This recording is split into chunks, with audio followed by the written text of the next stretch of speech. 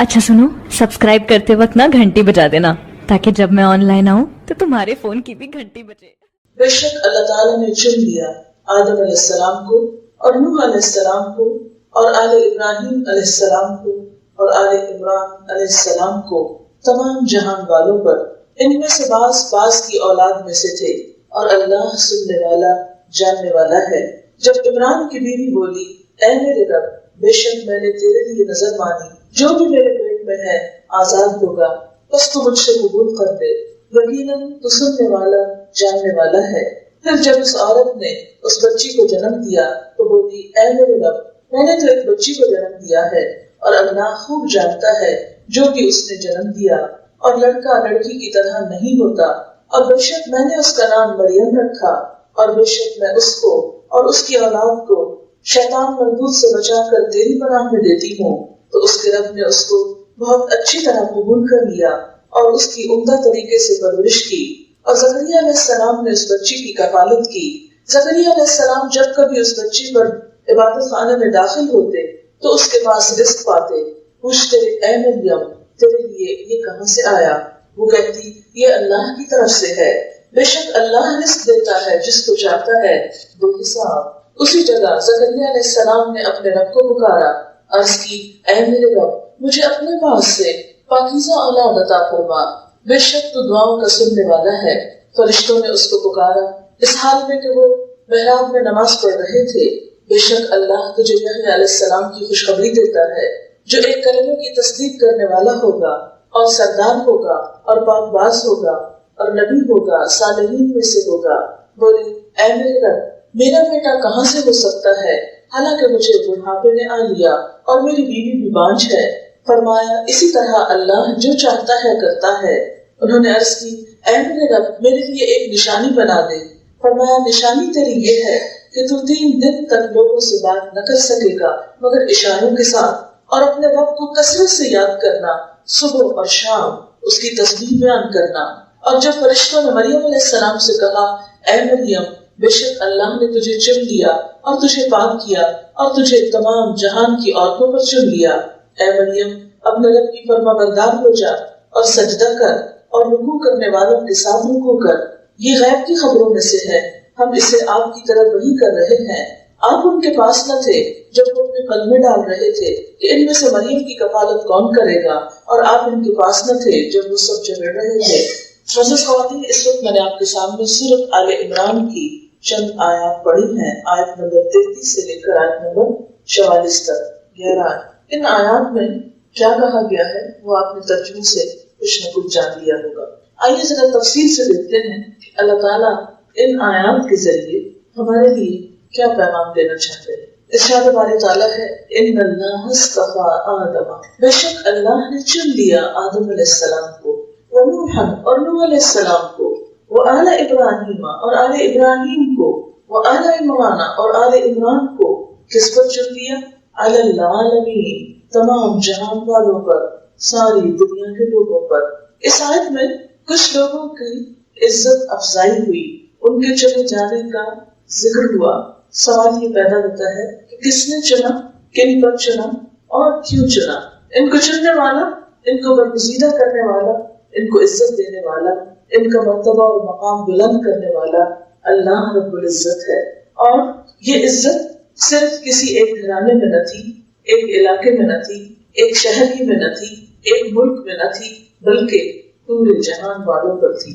ये इज्जत और ये मकाम और ये मर्तबा कुछ मामूली नहीं, ये हर एक को नहीं मिला करता।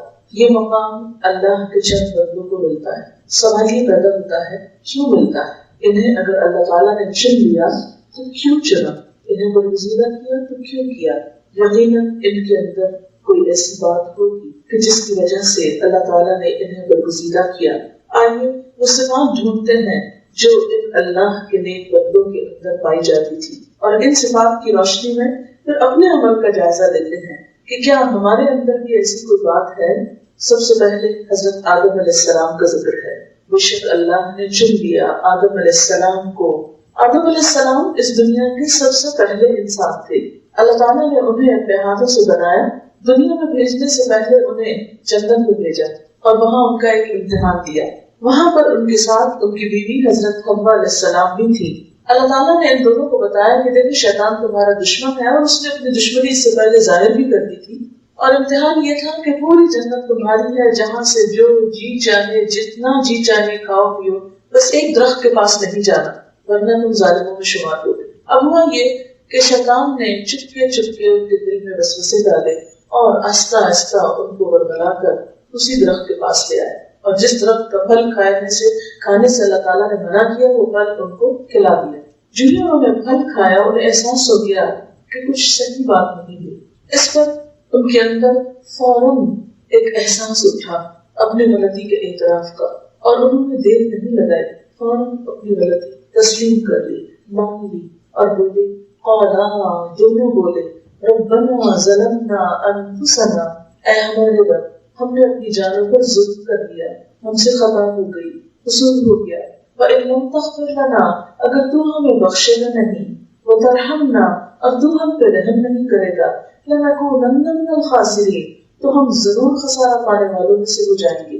اپنی غلطی کا اعتراف کرنا آسان کام نہیں، انسان خطا کا پتلا ہے، انسان بھولنے والی چیز، میں ہوں یا آپ سب بھولتے ہیں، کہیں نہ کہیں کچھ نہ کچھ لغزش ہو جاتی، لیکن اللہ تعالیٰ کے چنے ہوئے بندوں اور دھتکارے ہوئے بندوں میں فرق اس بات کا ہے کہ چنے ہوئے بندے اپنی غلطیوں کو مان لیتے اور ماننے میں دیر نہیں لگاتے، وہ کبھی انن کا شکار نہیں ہوتے، کبھی ضد کا شکار نہیں ہوتے، میری غلطی، میرا قصور، میں اعتراف، میں مانتا۔ اس اعتراف سے اگرچہ انسان کے نفس پر بہت بڑی زد پڑتی ہے، گویا خود مارنا ہے، اپنے آپ کو خود مارنا، اپنی پٹائی خود کرنا، لیکن ان لوگوں کے لیے یہ کام کچھ بھی مشکل نہیں ہوتا جو اپنے آپ کو بندگی کے مقام پر رکھتے ہیں اور اللہ تعالیٰ کو بڑا مانتے ہیں، جو خود کی بڑائی کا اور خود پسندی کا شکار نہیں ہوتے۔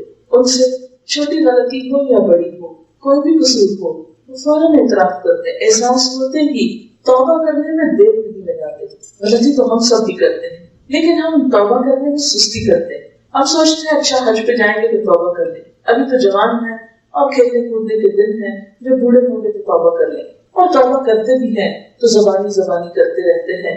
دل سے کتنی بار اپنی غلطیوں پر ہم شرمندہ ہوئے، اور خاص طور پر اگر غلطی کسی انسان کے حق میں ہو جائے، یعنی حقوق العباد میں کوئی کمی ہو جائے، مثلا والدین کی نافرمانی ہو جائے، بہن بھائیوں کے ساتھ حق تلفی ہو جائے، اپنی اولاد کے لیے کوئی ایسی چیز ہو جائے، ان پر کوئی زیادتی ہو جائے، تو ان میں سے کتنے لوگ ایسے ہیں کہ جو کہیں کہ میری زیادتی ہے، میری غلطی، میرا قصور ہے، میں معافی چاہتی، نہیں، مر جائیں گے، کٹ جائیں گے، اپنی غلطی نہیں مانیں گے۔ یہ رویہ تو شیطان کا تھا جس سے غلطی ہوئی لیکن اس نے مانی نہیں، اور اس نے کیا کہا، انا خیر منہ، میں انسان سے زیادہ اچھا ہوں، خلقتنی من نار وخلقتہ من طین، مجھے تو نے آگ سے بنایا، اسے مٹی سے بنایا۔ دلیلیں اور تعویلیں اور حجت بازیاں شروع کر دی اور غلطی نہیں مانی۔ جو انسان خود کو توڑ لیتا ہے، اپنی انا کو توڑ لیتا ہے، جھک جاتا ہے، غلطی مان لیتا ہے، اس کی غلطی معاف کر دی جاتی ہے، اور صرف معافی نہیں کر دیا جاتا بلکہ اس کے درجے بھی بلند کر دیے جاتے ہیں، وہ اللہ کی نگاہ میں عزت پاتا ہے، برگزیدہ ہو جاتا ہے۔ اسی لیے اللہ تعالیٰ نے ان اللہ اصطفیٰ آدم، اللہ تعالیٰ نے آدم علیہ السلام کو چن لیا، ونوحا، اور نوح علیہ السلام کو۔ نوح علیہ السلام صبر کا مجسمہ تھا، 950 سال اللہ کے بندے نے تبلیغ کی، صبح دوپہر شام، چپکے بلند آواز سے، ہر حال میں، لیکن قوم تھی کہ مذاق ہی اڑاتی رہی، کوئی بات سن کر نہ دی۔ 80 کے قریب لوگ مسلمان ہوئے اور 950 سال میں اپنا بیٹا اور اپنی بیوی بھی اس تبلیغ کا اثر قبول نہ کر پائے۔ ایک شخص جس کے دل میں لوگوں کی سچی ہمدردی ہو، جو اللہ سے محبت کرتا ہو اور لوگوں کو اپنے رب سے جوڑنا چاہتا ہو، اور اس کے لیے وہ اپنی زندگی کھپا دے، لیکن پھر بھی لوگ اس کی بات نہ مانے بلکہ الٹا اسی کو جھوٹا قرار دے اور اس کا مذاق اڑائے، کیونکہ نوح علیہ السلام کا اللہ کے راستے میں مذاق بھی اڑایا جاتا تھا۔ جب وہ کشتی بنا رہے تھے تو ہر شخص جو پاس سے گزرتا وہ آپ کا مذاق اڑاتا کہ وہ کشتی چلے گی کہاں، لیکن انہوں نے ہمت نہیں ہاری، لگے رہے، جمے رہے اور آخر وقت تک اپنی ذمہ داری نبھاتے رہے۔ اللہ تعالیٰ نے ان کو چن لیا۔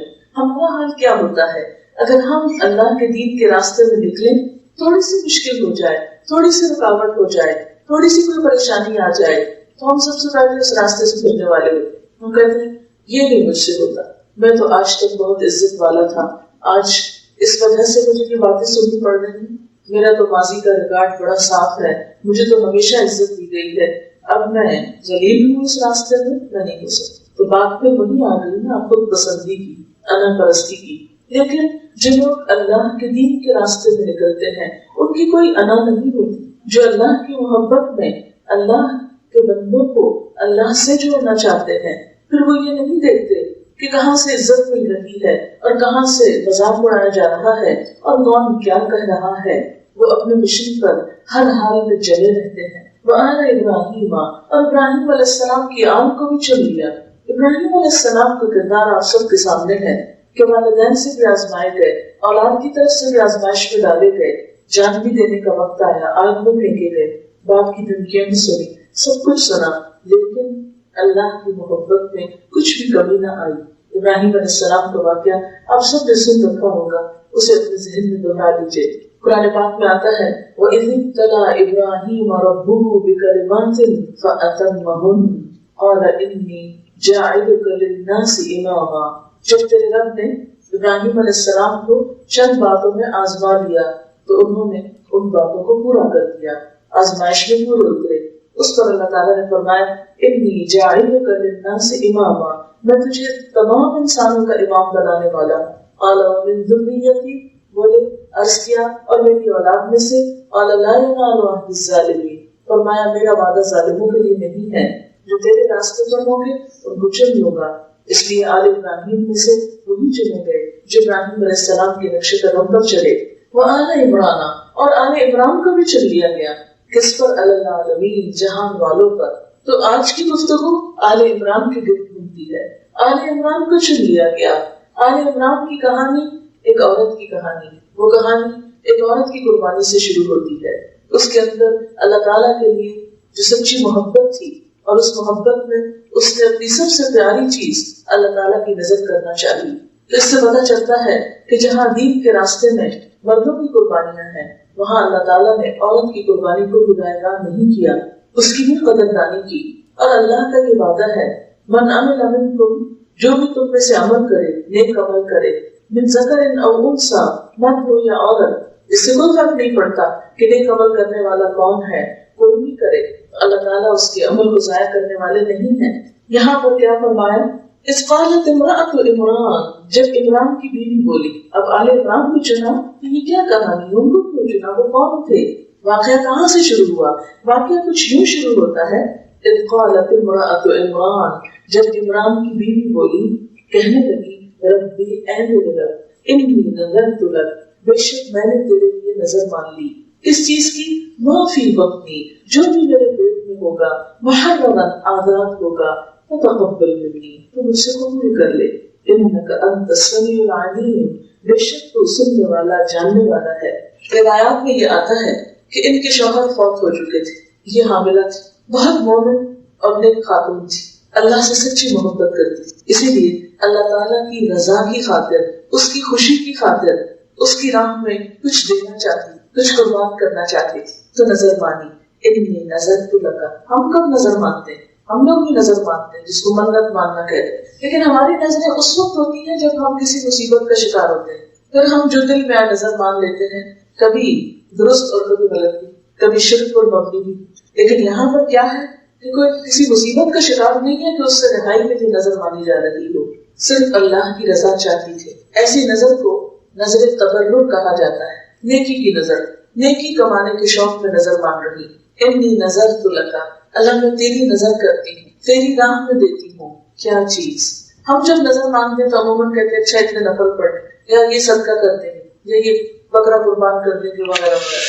لیکن جب ہمارا کام ہو جاتا ہے تو پھر ہم پوچھتے ہیں کہ کوئی اور شکل نہیں اس نظر سے باہر آنے کی، وہ بڑا مشکل ہو چکا، اتنا نہیں دے سکتے، اتنا نہیں کر سکتے، پھر اس کے آلٹرنیٹ ڈھونڈتے ہیں۔ عام حالات میں تو ہم نے شاید ہی کبھی کوئی نظر مانی کہ ہمارا کوئی کام نہ ہو اللہ تعالیٰ سے، اور ہم صرف اللہ کی رضا کی خاطر اپنے اوپر کوئی چیز لازم کر لیں کہ اللہ تعالیٰ آپ کو خوش کرنے کے لیے میں یہ کام کروں، سوال ہی پیدا نہیں ہوتا۔ اس لیے کبھی تو ہم اپنے نفس کی خوشی میں دنیا میں جی رہے ہیں یا لوگوں کی خوشی میں جیتے ہیں، اللہ کی خوشی میں جینا تو سیکھا ہی نہیں، خیال بھی نہیں کبھی آتا کہ یہ کام صرف اور صرف اس کی رضا کے لیے کرو، اس لیے کہ فوری نتیجہ جو سامنے نہیں آتا۔ دنیا میں تم کو پتا ہے کہ کہیں 2 گھنٹے کام کریں گے تو اتنے پیسے اس کے عوض مل جائیں گے، اس لیے فوری طور پر کر لیتے، مشکل سے مشکل حالات میں بھی کر لیتے ہیں، تھکے ماندے جیسے تیسے کر لیتے ہیں، اس لیے کہ فوری فائدہ مل جائے۔ لیکن دین کے کام کو چونکہ فوری فائدہ نظر نہیں آتا، اس لیے ایسی کوئی بات کہتے بھی نہیں کہ بغیر کسی غرض اور لالچ کی، کیونکہ ہم تو نماز میں پڑھتے ہیں تو ہمارے دل میں وہ غرض ہوتی ہے کہ اچھا چلو یہ دعائیں قبول ہو جائیں گی، بڑا مسئلہ حل ہو جائے۔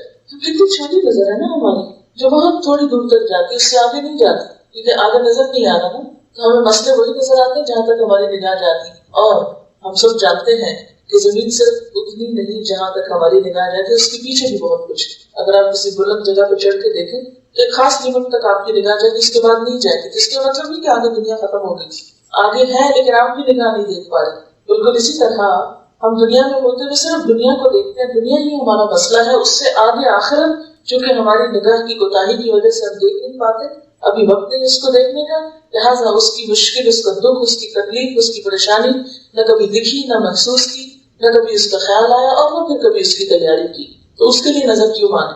بہرحال یہ نظر مانتی ہے اللہ کی رضا کے لیے کوئی نیکی کا کام کرنے لگی ہے۔ اچھا، ہم عام طور پر اگر خدا کی خاطر اس کی خوشی کے لیے کوئی صدقہ خیرات کرتے بھی ہیں تو عموماً کون سی چیزیں ڈھونڈ کر دیتے ہیں؟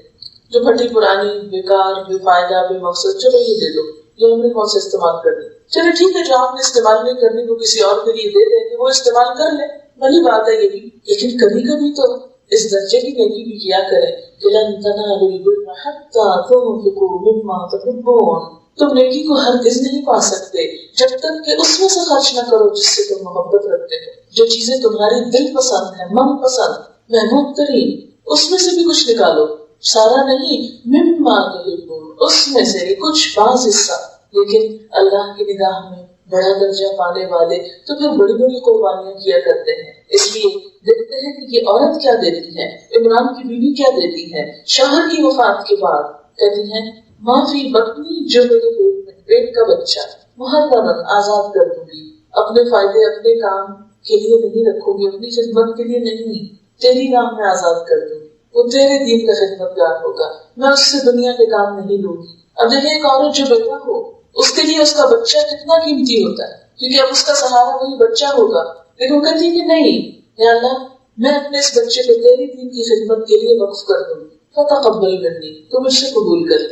اور سب جانتے ہیں کہ ایک ماں کے لیے سب سے محبوب ترین چیز اس کی اولاد ہوتی ہے، سب سے پیاری چیز، ہر چیز چھوڑ دیتی ہے لیکن اولاد چھوڑنا بہت مشکل کام ہوتا ہے، مگر یہاں پر وہ کہتی ہے میں اللہ کی راہ میں دیتی ہوں، محرم، اپنے سے آزاد کر دوں گی، اپنے حقوق اس سے ثابت کر دوں گی، اپنا کوئی حق اس سے نہیں لوں گی، فتقبل منی، اللہ تو قبول کر لے۔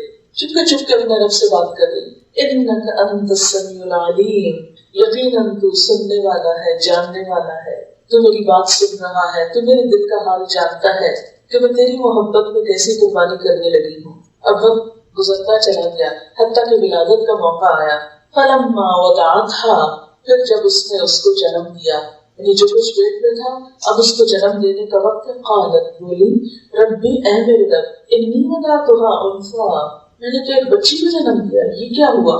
ان کے خیال میں تھا کہ بیٹا ہوگا اور وہ دین کی خدمت کے لیے آزاد کر دوں گی، اب یہ تو بچی ہوگی، اب اس کا کیا کروں، اس کا کیا بنے گا، اس کو کیسے آزاد کروں، بچی تو نہیں چھوڑی جا سکتی کہیں۔ اللہ تعالیٰ فرماتے ہیں واللہ اعلم بما وضعت، اور اللہ خوب جانتا ہے جو اس نے جنم دیا تھا، جو بھی اس نے پیدا کیا تھا سب خدا کے علم میں تھا۔ وَلَيْسَ الذَّكَرُ كَالْأُنثَىٰ، اور لڑکا لڑکی کی طرح نہیں ہوتا، یعنی اللہ کو پتا ہے کہ اللہ نے اسے کیا دینا ہے، وہ سمجھتی تھی کہ لڑکا ہی دین کی خدمت کرے گا، اللہ تعالیٰ نے فرمایا نہیں، یہاں لڑکی چاہیے، لڑکا نہیں، کیونکہ لڑکا لڑکی کی طرح نہیں ہوتا، جو کام یہاں ایک لڑکی کرے گی وہ لڑکا کر نہیں سکتا، اس لیے تم یہ مت سمجھو کہ تمہاری نظر قبول نہیں ہوئی، تم پر نظر رحمت نہیں ہوئی، نہیں، وَلَيْسَ الذَّكَرُ كَالْأُنثَىٰ، یہاں نظر میں لڑکی چاہیے، وَإِنِّي سَمَّيْتُهَا مَرْيَمَ، اور میں نے اس کا نام مریم رکھ دیا۔ یہ حضرت مریم کی والدہ کہتی ہیں جن کا نام تاریخ میں حنا بنت فاقوس آتا ہے، میں نے اس کا نام مریم رکھا۔ مریم عبرانی زبان کا لفظ ہے جس کے معنی ہے عبادت گزار، خدمت گار، کتنا خوبصورت نام ہے۔ کہ ایک طرف اللہ کی عبادت کرنے والی ہوگی، دوسری طرف بندوں کی خدمت کرنے والی ہوگی۔ دین نام بھی ان دو چیزوں کا ہے، ایک طرف انسان کا معاملہ اپنے رب کے ساتھ درست رہے اور دوسری طرف بندوں کے لیے خیر خواہی اور بھلائی کے جذبات ہو، خدمت کے جذبات ہو۔ الدین والنصیحہ، دین سراسر خیر خواہی کا نام ہے۔ جو پوچھا گیا کس کے لیے، تو بتایا گیا اللہ کے لیے، اس کے رسول کے لیے، مسلمانوں کے عوام کے لیے اور ائمہ کے لیے، یعنی ہر ایک کے لیے خیر خواہی۔ تو کہتے ہیں کہ میں نے اس کا نام مریم رکھا۔ اس سے کیا پتہ چلتا ہے کہ یہ خاتون بڑی سمجھدار خاتون تھی، بہت دیندار خاتون تھی، اس لیے سب سے پہلے تو بڑی خوبصورت نظر مانتی ہے، پھر اس کے بعد اپنے بچے کا بہترین نام رکھتی ہے۔ یہ ماں باپ کی ذمہ داری ہوتی ہے آنے والے بچے کا نام بہترین رکھے، کیونکہ نام کا شخصیت پر ایک اثر ہوتا ہے۔ نام وہ چیز ہوتی ہے جو انسان سب سے زیادہ زندگی میں سنتا ہے، ہر کوئی تو نام سے بلاتا ہے اور وہی چیز انسان کے کانوں سے ٹکرا کے اس کی شخصیت کا ایک حصہ بنتی جاتی ہے۔ اسی لیے نبی صلی اللہ علیہ وسلم نے ان لوگوں کے نام تبدیل کر دیے جن کا معنی کچھ زیادہ اچھا نہیں تھا۔ تو ایک مسلمان گھرانے میں جب بچہ پیدا ہو تو اس کا عمدہ نام تجویز کرنا بھی اسلامی کام ہے، یہ بھی اسلام کا حصہ ہے۔ کیونکہ بسا اوقات ہم ماڈرن بننے کے شوق میں ایسے ایسے نام رکھنا شروع کر دیتے ہیں جن کے عجیب و غریب پروننسیشن ہوتے ہیں اور ان کو کوئی مطلب بھی معلوم نہیں ہوتا۔ رہتے ہم ایک جگہ ہے، نام ہم کبھی ترکی کے رکھیں گے، کبھی پارسی کے رکھیں گے، معلوم نہیں کس کس کے۔ چلیے ٹھیک ہے، کوئی نہیں، لفظ تو کوئی بھی رکھ سکتے ہیں، مگر میک شور کہ میننگ اچھا ہو۔ وہ انی اعیذھا بک، دوسرا کام کیا کیا اس ماں نے، میں اس بچے کو تیری پناہ میں دیتی ہوں، تیرے حوالے کرتی ہوں، تیری حفاظت میں دیتی ہوں۔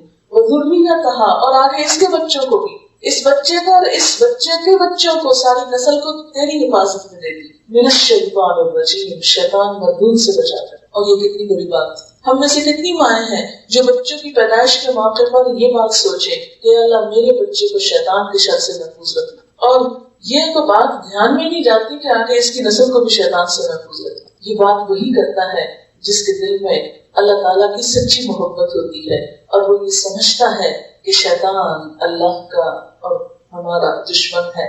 ایک عقل مند ماں ہمیشہ اپنے بچوں کو دشمنوں سے خبردار رکھتی ہے۔ یہی وجہ ہے کہ بچے جتنی ذرا بڑے ہوتے ہیں تو بسا اوقات جو خاندان میں خود ساختہ دشمن ہوتے ہیں، اپنے ہی رشتے دار، ان سے بھی خبردار کرتے ہیں، دیکھو وہ تمہارا رشتے دار ایسا ہے، اس کے پاس نہ جانا، وہ ویسا ہے، اس نے مجھ پہ ظلم اٹھائے۔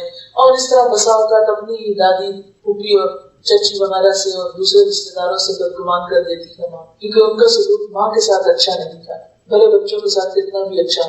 تو ماں ہمیشہ سکھاتی ہے، بتاتی ہے، پڑھاتی ہے بچوں کو، دیکھو فلاں تمہارا مخلص ہے اور فلاں تمہارا دشمن ہے، لیکن ایک نیک ماں، ایک مومنہ ماں سب سے بڑھ کر جس کو دشمن سمجھتی ہے وہ شیطان مردود ہے۔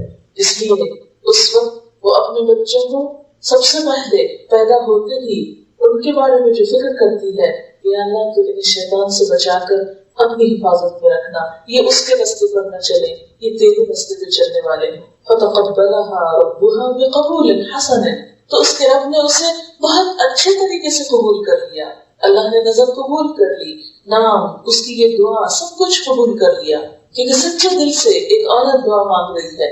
ہم عام طور پر اس مس انڈرسٹینڈنگ کا شکار ہوتے ہیں کہ نہیں ہم تو عورتیں ہیں، گناہ گار ہیں، اور ہماری تو اسلام میں کوئی حیثیت نہیں، اور ہماری کون سنتا ہے، دنیا میں بھی ہماری کوئی سنوائی نہیں ہے، اللہ کے یہاں بھی ہماری پتہ نہیں کوئی حیثیت ہے بھی کہ نہیں۔ ہم ہمیشہ یہ سمجھتے ہیں کہ جنت مردوں کے لیے، برے بھی مردوں کے لیے، اور سب کچھ مردوں کے لیے، ہمارے لیے کچھ نہیں۔ لیکن یہاں پر آپ دیکھیں کیا بتایا جا رہا ہے، فَتَقَبَّلَهَا رَبُّهَا بِقَبُولٍ حَسَنٍ، اس کے رب نے اس کو بہت اچھی طرح قبول کر لیا، وَأَنبَتَهَا نَبَاتًا حَسَنًا، اور اس کی عمدہ طریقے سے پرورش کی، ایسا انتظام کر دیا کہ ماں کی ساری تمنائیں پوری ہو گئی۔ بات یہ ہے کہ بچپن سے ہی ہر ماں باپ اپنی اولاد کے فیوچر کے خواب دیکھنے لگتا ہے۔ کچھ ماں باپ انہیں دنیا کے بڑے بڑے عہدوں پر دیکھتے ہیں، بڑی بڑی دنیاوی کامیابیوں پر دیکھتے ہیں اور اس کے مطابق ان کو تیار کرتے ہیں، لیکن کچھ ماں باپ اپنی اولاد کو دین کے اعلیٰ مقامات پر دیکھتے ہیں خوابوں میں، اور اس کے لیے دعائیں کرتے ہیں اور تڑپتے ہیں۔ تو جیسی نیتیں، جیسی دعائیں، جیسی کوششیں، پھر ایسا ہی نتیجہ۔ وَكَفَّلَهَا زَكَرِيَّا، اور اس کی کفالت زکریا علیہ السلام نے کی جو ان کے خالو تھے، کیونکہ والد تو فوت ہو چکے تھے، اس لیے اب کسی اور کو دیکھنا تھا اس بچی کو رشتے داروں میں سے، تو سب نے قرآن اندازی کی، آگے اس کا ذکر آئے گا، اور قرہ جو تھا وہ زکریا علیہ السلام کے نام نکلا. لہذا بچی چھوٹی عمر میں ہی ہیکل میں بھیج دی گئی. ہیکل کو آپ نے سمجھے جیسے ہمارا خانہ کعبہ ہے، عبادت گاہ. تو وہاں مخصوص جیسے اعتکاف کی جگہ ہوتی ہے تو مخصوص عبادت گاہیں تھی جو سب مردوں کے لیے تھی. اب جب ان کی ماں یہ نظر مان کر اس کے بعد بچی ذرا بڑی ہوئی تو اس کو لے کر گئی تو انہوں نے لینے سے انکار کر دیا کہ آج تک یہاں کوئی عورت نہیں آئی، یہ کیسے آئی. لیکن جب ان کی والدہ نے کچھ خوابوں کا ذکر کیا تو مان گئے اور اس پر زکریا علیہ السلام کو مقرر کر دیا گیا کہ وہ ان کی لک آفٹر کریں گے، یعنی حضرت مریم. اب کیا تھا، حضرت مریم اپنے گھر میں نہیں رہتی تھی، مسجد میں رہتی. مسجد میں ان کے لیے ایک خاص کمرہ بنا دیا گیا، عبادت خانہ. اور وہاں کیا ہوتا، کلما دخل علیہا زکریا المحراب، جب کبھی اس پر یعنی مریم علیہ السلام پر حضرت زکریا محراب میں محراب ہوئی عبادت خانہ. محراب کا لفظ حرف سے نکلا، حرف جنگ کو کہتے ہیں. محراب کہتے ہیں وہ جگہ جس میں جنگ کی جاتی ہے، یعنی شیطان سے انسان لڑتا ہے، اپنے نفس سے لڑتا ہے اور عبادت کرتا ہے، یعنی مخصوص جگہ جو عبادت کے لیے. تو مریم علیہ السلام کی عبادت گاہ میں جب حضرت زکریا آتے ان کا حال پوچھنے، ان کی ضروریات پوچھنے، وجد عندها رزقا، تو ان کے پاس پہلے سے ہی رزق پاتے، وہ کھانا لاتے، کھانا پہلے سے ہی موجود ہوتا. قال، پوچھتے، یا مریم، اے مریم، انا لکی ھذا، یہ تیرے پاس کہاں سے آیا، یعنی میرے علاوہ تو یہاں کوئی آتا نہیں، یہ تجھے کون لا کے دیتا ہے. قالت هو من عند اللہ، کہتی ہے اللہ کی طرف سے آتا ہے. عام طور پر جب ہم سوچتے ہیں کہ اپنے بچوں کو دین کی طرف لگائیں تو سب سے پہلے یہ سوچتے ہیں ان کی دنیا کا کیا ہوگا، وہ کھائیں گے کہاں سے. کہ اللہ تعالیٰ نے بتا دیا کہ جو سچے دل سے میرے راستے میں نکلتا ہے، میری راہ میں لگتا ہے، اس کا رزق میرے ذمہ ہوتا ہے. قالت هو من عند اللہ، تفاسیر میں لکھا ہے کہ بے موسمی پھل ہوتے تھے ان کے پاس، وہ کچھ عام لوگوں کو بھی نصیب نہیں تھا جو ان کے پاس کھانے کے لیے ہوتا تھا. ہم تو خوف کھاتے ہیں کہ دین کے راستے میں نکلے تو بھوکے مر جائیں گے، لیکن یہاں الٹ حساب ہے. اس کے بارے میں اکرمہ کہتے ہیں کہ اس سے مراد صحیفے بھی ہو سکتے ہیں، رزق سے مراد علم بھی ہے کہ ان کے پاس اللہ تعالیٰ کی طرف سے خاص علم آتا تھا، صحیفے آتے تھے، یعنی عبادت کے ساتھ ساتھ ان کے علم میں اضافے کے لیے. تو پوچھتے کہ یہ کہاں سے آتے ہیں، کبھی اللہ کی طرف سے آتے ہیں. ان اللہ یرزق من یشاء بغیر حساب، بے شک اللہ رزق دیتا ہے جس کو چاہتا ہے بے حساب، کیونکہ اسے کسی سے پوچھنے کی ضرورت نہیں، وہ جہاں جس کو جو چاہے پہنچائے، کوئی روکنے والا نہیں. یہ سب کرامات دیکھ کر حضرت زکریا علیہ السلام بہت حیران ہوئے. ان کے دل میں بھی ایک خواہش تھی پھر اولاد کی، بہت عرصے سے دعائیں مانگ رہے تھے، لیکن یہاں کچھ دل کو بڑی بات لگی کہ اللہ تعالیٰ اس بچی کا اس طرح غائبانہ طریقے سے خیال رکھ رہے ہیں، اس کو بے موسم کے پھل دے رہے ہیں، مجھے بھی تو بے وقت کی اولاد مل سکتی ہے. بہت بوڑھے تھے، کہتے 100 سال کی عمر ہو چکی تھی ان کی، اور بیوی ان کی 90 سال کی ہو چکی. ہنالک دعا زکریا ربہ، اسی جگہ زکریا علیہ السلام نے اپنے رب سے دعا مانگی. کیا دعا؟ قال، بولے، رب هب لي من لدنك ذرية طيبة، اے میرے رب مجھے اپنے پاس سے پاکیزہ اولاد عطا فرما. صرف اولاد نہیں مانگی، پاکیزہ اولاد مانگی. اللہ نیک اولاد دے. اللہ کے نیک بندے اپنی آئندہ نسلوں کے بارے میں بہت کانشیس ہوتے ہیں کہ ہم تو دنیا سے چلے جائیں گے، ہمارے پیچھے ہماری نشانیاں کیا باقی رہیں گی، وہ کیا کریں گے، کیا وہ ہمارے لیے صدقہ جاریہ بھی ہوں گے یا نہیں. کہتے ہیں رب هب لي من لدنك ذرية طيبة.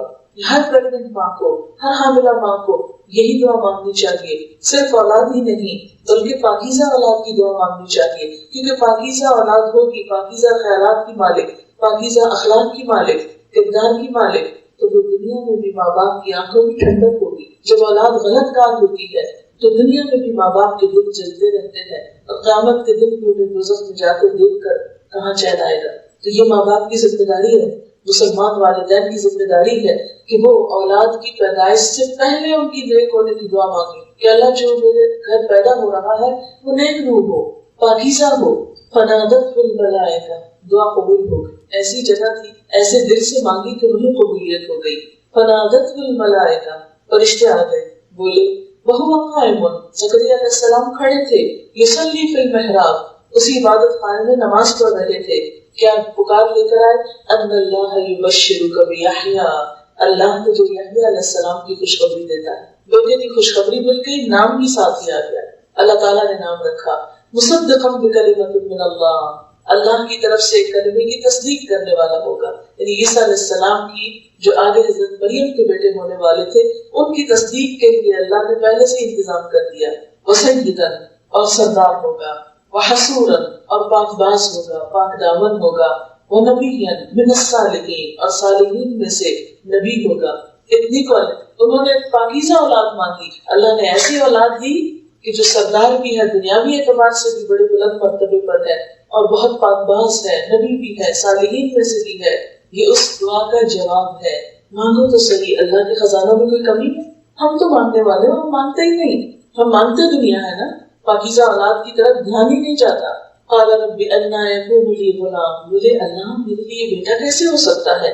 وقد بلغنی الکبر، مجھے تو بڑھاپے میں آ گیا، میں تو بوڑھا ہو گیا.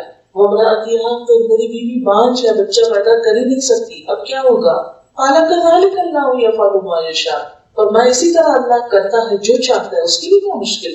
تمہارے لیے مشکل ہوگا، اس کے لیے مشکل نہیں ہے. قال رب اجعلنی، ابھی بھی پورا یقین نہیں ہے. کہتا اللہ تو نشانی بتا. جیسے عام طور پر ہم دیکھتے ہیں وہ جب رشتہ ہوتا ہے تو بات پکی ہوتی ہے، کہتے ہیں چلو تو نشانی دے دی. نشانی کیوں ہوتی ہے؟ ان لوگ لے جاتے ہیں نا ایک طرح سے، ہم کہتے ہیں اللہ ٹھیک ہے تیری بات سچی ہے تو کوئی نشانی دکھا، کوئی علامت، کوئی سائنس. قال آیتک الا تکلم الناس، فرمایا نشانی تیرے لیے یہ ہے کہ تو لوگوں سے بات نہ کر سکے گا.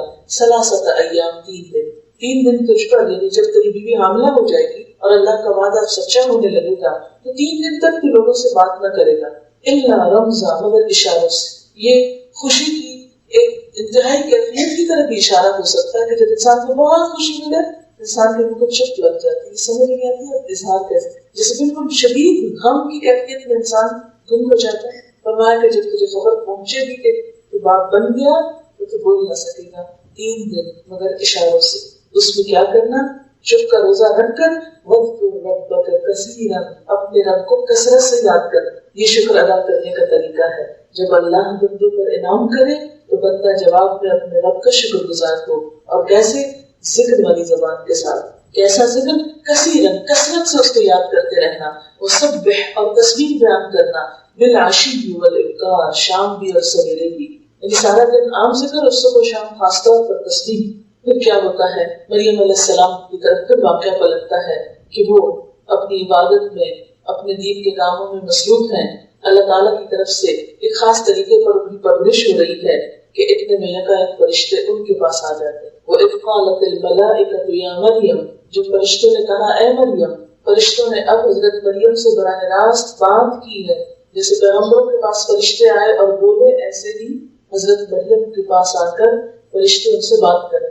تفسیر قرطبی میں امام قرطبی نے لکھا ہے، علماء نے اس بات پر اختلاف کیا ہے کہ آیا حضرت مریم نبی تھی کہ نہیں. دونوں اوپینین پائے جاتے ہیں. بعض نے کہا کہ چونکہ ان کے پاس فرشتے آئے تھے، انہوں نے کلام کیا تھا تو شاید وہ بھی نبی تھی. بعض نے کہا نہیں، نبوت صرف مردوں کے لیے تھی. بہرحال یہ دونوں کی آراء موجود ہیں اور امام قرطبی اس رائے کو راجح لکھتے ہیں کہ وہ نبی تھی. فرشتے آ کے کیا کہتے ہیں؟ یا مریم، اے مریم، ان اللہ اصطفاکی، اللہ نے تجھ کو چنا. اللہ نے آدم علیہ السلام کو چنا، نوح علیہ السلام کو، آل ابراہیم کو، آل عمران کو. یہاں آل عمران میں سے ایک لڑکی کو، ایک عورت کو، ان اللہ اصطفاکی، اللہ نے تجھ کو چن لیا. یہ کیسے چنی گئی؟ پیچھے ماں کی دعا، ماں کی نیکی ہے. ایک عورت کا کردار ہے پیچھے بھی. یا مریم ان اللہ اصطفاکی وطہرکی، اور تجھ کو پاک کر دیا. واصطفاکی علی نساء العالمین، اور تجھے سارے جہان کی عورتوں پر چن لیا. یعنی اس دور کی، کیونکہ اس کے بعد پھر حضرت خدیجہ، حضرت عائشہ، حضرت فاطمہ یہ بھی چنی ہوئی خواتین. تو جب یہ کہا کہ علی نساء العالمین، اس جہان کی ساری دنیا کی عورتوں پہ ان کو چن لیا گیا. اللہ کی مقرب قرار پائیں، اللہ تعالیٰ کے یہاں اتنی عزت پائیں. اور جب چن لیا تو یا مریم، اے مریم، اقنتی لربک، جب اللہ نے تجھے عزت دی، برگزیدہ کیا، اب تو بھی اپنے رب کی فرمانبرداری. اس اعزاز کو قائم رکھنے کے لیے تو اپنے رب کی فرمانبردار بن جا. اقنتی کا لفظ استعمال ہوا. قنوت کہتے ہیں دوام اطاعت کو، ہمیشہ اطاعت کرتے رہنا، کبھی بھی نافرمانی نہ کرنا. انسان ہونے کے ناطے کبھی کوتاہی ہونا ایک اور بات ہے، لیکن جان بوجھ کے غلط کام پڑ جانا یہ ایک دوسری چیز ہے. یا مریم اقنتی لربکی واسجدی، اور سجدہ کر. واسجدی، اور سجدہ کر، جھک جا. سجدہ شکر بھی ہو سکتا ہے اور نماز کا بھی. برکعی، اور رکوع کر. مع الراکعین، دوسرے رکوع کرنے والوں کے ساتھ. نماز با جماعت کی طرف اشارہ. کیونکہ ہیکل میں تو وہاں پر ان کا خاص حجرہ تھا، محراب تھا، یعنی اجتماعی عبادت میں شریک ہونے کی طرف اشارہ ہے، جسے نبی صلی اللہ علیہ وسلم نے اپنے دور میں عورتوں سے کہا تھا کیا کہ عید کی نماز کے لیے نکلو، جوان لڑکیاں بھی نکلے، وہ بھی نکلے جن کو نماز نہیں پڑھنا۔ کسی نے پوچھا کہ جن کے پاس چادر نہ ہو وہ کیا کرے، فرمایا وہ اپنی سہیلی کی چادر میں چلی جائے۔ اچھا تو جنہوں نے نماز نہیں پڑھنی وہ نکل کے کیا کرے، فرمایا کہ مسلمانوں کی جماعت کو دیکھیں اور دعا میں شریک ہوں۔ وہ اتنی بڑی گیدرنگ ہوتی ہے اور ایک دل کی کیفیت کی کچھ اور ہو جاتی ہے، ایک ایمان نئے سرے سے جاگتا ہے۔ آپ گھر میں بیٹھے رہے عید کے دن، سوئے رہے سارا دن یا کام پہ چلے گئے، کیسے پتا چلے گا عید کا دن ہے؟ لیکن جب سارے مسلمان دور دور سے ایک جگہ پر اکٹھے ہوتے ہیں پتا چلتا ہے کہ آج ہمارا کوئی خاص دن ہے، تو اس میں عورتوں کو بھی محروم نہیں رکھا گیا۔ ذالک من انباء الغیب، یہ غیب کی خبروں میں سے ہے، یہ سب باتیں جو ہیں غیب کی خبروں میں سے ہے۔ نوحیہ الیک، ہم آپ کی طرف ان کو وحی کرتے ہیں۔ وما کنت لدیہم، اور آپ ان کے پاس نہ تھے، نبی صلی اللہ علیہ وسلم کی طرف اشارہ ہے، آپ ان کے پاس نہ تھے، اذ یلقون اقلامہم، جب وہ اپنی قلمیں ڈال رہے تھے، کیا ایہم یکفل مریم، کہ مریم کی کفالت کون کرے گا۔ ایک سے ایک آگے بڑھ کر اس اعزاز کو دینا چاہتا تھا کہ اس بچی کا دھیان میں رکھوں، اس کی خدمت میں کروں، کیونکہ اللہ نے اس کو چن لیا۔ کہاں یہ کہ بسا اوقات دنیا کے معاملات میں انسان اپنے آپ کو کتنا بے آسرا اور کتنا بے سہارا پاتا ہے، کہاں یہ کہ ایک عورت نے نیت ہی کی اللہ تیرے راستے، لیکن آدھے دل کی نیت تھوڑی تھی ہماری طرف، کیونکہ ہم تو نیت کرتے ہوئے ڈرتے ہیں نا، پتہ نہیں کیا ہو تو کیا مصیبت آ جائے، اللہ کے راستے میں دے دے اپنی اولاد کو، طرح طرح کے خوف ستانے لگتے۔ لیکن یہاں اس کو پتا تھا کہ جو چیز اللہ کے حوالے کر دی جب وہ ضائع نہیں ہوتی، وہ نہیں ضائع ہوتی، لیکن اس کے لیے بڑا دل چاہیے نا ایک دفعہ دینے کا۔ وما كنت لديهم، آپ ان کے پاس نہ تھے، اذ یلقون اقلامہم، جب وہ اپنی کلمیں ڈال رہے تھے، قرآن اندازی کر رہے تھے اس بات پر، ایہم یکفل مریم، کہ مریم کی کفالت کون کرے گا۔ وما كنت لديهم، اور آپ ان کے پاس نہ تھے، اذ یختصمون، جب وہ جھگڑ رہے تھے، کس بات پہ جھگڑا کر رہے تھے کہ کون اس کا کفیل ہوگا، کون اس کا خیال رکھے گا، ہر کوئی آگے بڑھ کے اس میں شریک ہونا چاہتا ہے۔ یہ تھی آل عمران کے چنے جانے کی کہانی، جس کی ابتدا ایک عورت کی دعا سے ہوئی، اخلاص سے ہوئی، ایک عورت کی اللہ کی محبت سے ہوئی۔ اس واقعے اور اس قصے کو سنانے کا مطلب یہ ہے کہ دین کے معاملات میں عورتیں پیچھے نہ رہیں، وہ یہ نہ سوچیں کہ وہ تو چونکہ عورت ہیں اس لیے ان کا کیا کام دین کے معاملات میں، نہیں، ہر ایک کا حساب الگ ہے۔ ہمارے شوہر کتنے بھی نیک ہو، جب تک ہم نیکی کا کام نہیں کریں گے شوہروں کی نیکی ہمارے کام نہیں آ سکتی۔ ہمارے والدین کتنے بھی عظیم انسان ہوں، بہت نیکی و تقویٰ میں آگے ہوں، اگر ہمارے اندر نیکی و تقویٰ خود سے نہیں تو ان کا تقویٰ ہمارے کام نہیں آتا۔ نبی صلی اللہ علیہ وسلم نے اپنی بیٹی حضرت فاطمہ سے کہا تھا، دنیا کے مال میں سے جو چاہتی ہو مجھ سے مانگ لو، لیکن یاد رکھو قیامت کے دن اللہ کے یہاں کام نہ آ سکے۔ حضرت عائشہ سے کہا تھا کہ 3 موقع پر کوئی کسی کو نہیں پوچھے گا، میں بھی تم کو نہیں پوچھوں گا، جب اعمال نامے تقسیم ہو رہے ہوں گے، تولے جا رہے ہیں پرسرات پر، کوئی بھی کسی کو پوچھے گا۔ اپنے لیے خود کچھ کرو، تو ہم سب کے لیے اس میں ایک بہت بڑا سبق ہے۔ شوہر صدقہ خیرات کرے، ان کا کیا اپنی جگہ، ہمیں اپنے لیے خود کچھ کرنا، چاہے تھوڑا سے کیوں نہ، کبھی یہ نہ سوچا کرے لوگ ہم تو کماتے نہیں اس لیے ہمارے پاس تو ہے ہی کچھ نہیں۔ آپ صلی اللہ علیہ وسلم نے فرمایا کہ آگ سے بچنے کی فکر کرو، خان کھجور کا آدھا ٹکڑا، اللہ تعالیٰ کو یہ نہیں کہ وہ پہاڑ جتنا مال لے کر آئے تو اسی کی بخشش ہوگی، اور کوئی کھجور کا آدھا ٹکڑا لائے تو اس کی نہیں، تھوڑا سا بھی ہو، لیکن دین کے لیے، اللہ کے لیے محبت اور قربانی کے جذبات کب آتے ہیں، کہاں سے آتے ہیں؟ جب انسان دین کو جانتا ہے، دین سیکھتا ہے، سمجھتا ہے، اویئرنیس ہوتی، معرفت ہوتی، پہچان ہوتی، پھر یہ باتیں سمجھ میں آتی کہ یہ بھی کرنے کا کام ہے۔ ہم نے تو ساری زندگی اپنے جسم، اپنی جان، اپنا مال، ہر چیز بھلا رکھی ہے صرف دنیا میں، چند دن کی مال و دولت کی خاطر، اور وہ بڑی زندگی بھول چکے جو ہمیشہ جس کی عزت اور جس کا مرتبہ وہاں بلند ہو گیا وہی عزت میں عزت والا ہے، اور جو وہاں ذلیل ہو گیا اب وہ دنیا بھر میں بڑا نام رکھتا ہو اس کی کوئی بھی عزت اور قدر نہ ہو۔ تو ہم سب کے لیے بحیثیت خواتین کی ضروری ہے کہ اپنے فرائض کو سمجھیں، اپنے دین کو سمجھیں، سیکھیں، اس پر عمل کریں، ایمان، نیکی اور تقویٰ کے کاموں میں آگے بڑھیں۔ وآخر دعوانا ان الحمد للہ رب العالمین۔ سبحان اللہ والحمد للہ ولا الہ الا اللہ واللہ اکبر ولا حول ولا قوة الا باللہ العلی العظیم۔ اللہم صل علی محمد وعلی آل محمد كما صليت على إبراهيم وعلى آل إبراهيم إنك حميد مجيد. اللهم بارك على محمد وعلى آل محمد كما باركت على إبراهيم وعلى آل إبراهيم إنك حميد مجيد. ربنا آتنا في الدنيا حسنة وفي الآخرة حسنة وقنا عذاب النار. ربنا لا تزغ قلوبنا بعد إذ هديتنا وهب لنا من لدنك رحمة إنك أنت الوهاب. ربنا هب لنا من أزواجنا وذرياتنا قرة أعين واجعلنا للمتقين إماما. یا اللہ بات جو کچھ ہم نے پڑھا ہے تو اپنی رحمت سے اسے قبول فرما. جو بات تیری مرضی کے مطابق ہوئی ہو ہمیں اس پہ عمل کی توفیق دے. اس راستے پر چلنا ہمارے لیے آسان کر دے. اور انسان ہونے کے ناطے کوئی بھول چوک ہو گئی ہو تو معاف فرما دے. کوئی بات اگر تیری مرضی کے خلاف ہوئی ہو تو ہم سب کو اس سے دور کر دے اور ہمیں اس راستے پر چلا جو تیری طرف لے جائے. یا اللہ تو ہمیں اخلاص نیت عطا فرما. یا اللہ تو ہمیں ہر صغیرہ کبیرہ گناہ سے بچنے کی توفیق عطا فرما. اللہ تو ہمیں اپنا کو بھی نصیب فرما. جن کاموں کے کرنے کی ضرورت ہے ہمیں ان کے کرنے کی توفیق دے دے. ہمیں صلاحیت دے دے. یا رب العالمین ہمارے گناہوں کو معاف کر دے. ہمارے بچوں کو ہماری آنکھوں کی ٹھنڈک بنا. انہیں دنیا اور آخرت کی بہترین کامیابی عطا کر. یا رب العالمین تو ہمیں ان سارے بندوں میں شامل کر لے جن سے تو راضی ہو چکا. یا رب العالمین جتنی بہنیں آئی ہیں اتنی دور دور سے اتنی محنت کر کے ان کا آنا قبول فرما. ان کے ایک ایک قدم پر بہترین نیکی لکھ لے. یا رب العالمین ان سب کو اپنے دین کے لیے چن لے. یا اللہ ان سے بہترین نیکی کے کام لے. ان کی نسلوں میں ایمان کو باقی رکھ. ان کے دین کی حفاظت کر. یا رب العالمین ہمیں نیکی اور تقویٰ کے کاموں میں آگے بڑھنے کی توفیق دے. یا اللہ جنہوں نے اس مجلس کا اہتمام کیا انہیں اس کی بہترین جزا دے. ربنا تقبل منا انك انت السميع العليم وتب علينا انك انت التواب الرحيم.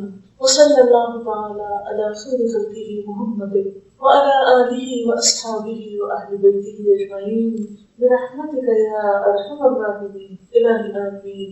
سبحانك اللهم وبحمدك نشهد أن لا إله إلا أنت نستغفرك ونتوب إليك. والسلام عليكم ورحمة الله.